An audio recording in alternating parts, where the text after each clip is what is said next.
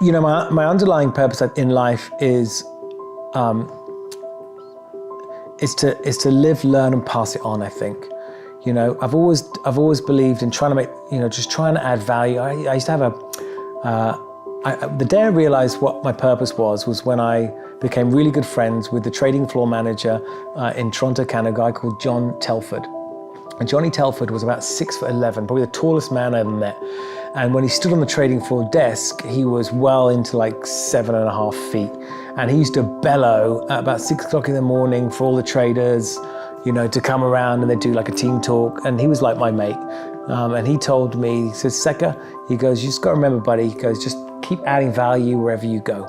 Just keep adding value wherever you go. That has resonated with me my entire life. Like any situation, at any moment in time, you have the opportunity to be an example or you have the opportunity to be a warning. And I try and choose an example every time. You know, way too many people are bitching and complaining and being victims and, you know, falling into a line of falling into a line of warnings when they could otherwise be an example.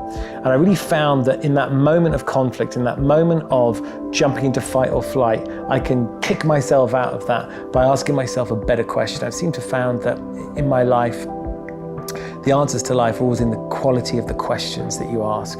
So rather than say like, why does this always happen to me? Like find a different question to send yourself on a different path, or ask yourself a question, what else could this mean? And see if you can set yourself up for a different way of looking at it, and then create a different kind of outcome. So I try and be, you know, my purpose in this game of life is to be an inspiration, to try and make a difference.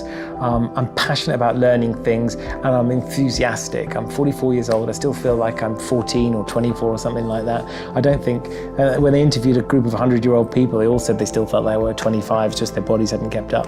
And I still have the same excitement, enthusiasm and thirst to learn, not just information, but real wisdom, and pass it on and see if I can't make a difference, you know, getting behind other people and getting them enthused about it too. I always remember somebody telling me that, you know, the greatest gift in life you can have is being able to transfer your feelings. And if you can transfer your feelings, you've really mastered the art of influence, the art of persuasion, but most importantly, the art of leadership. And I think that is probably one of my greatest gifts today.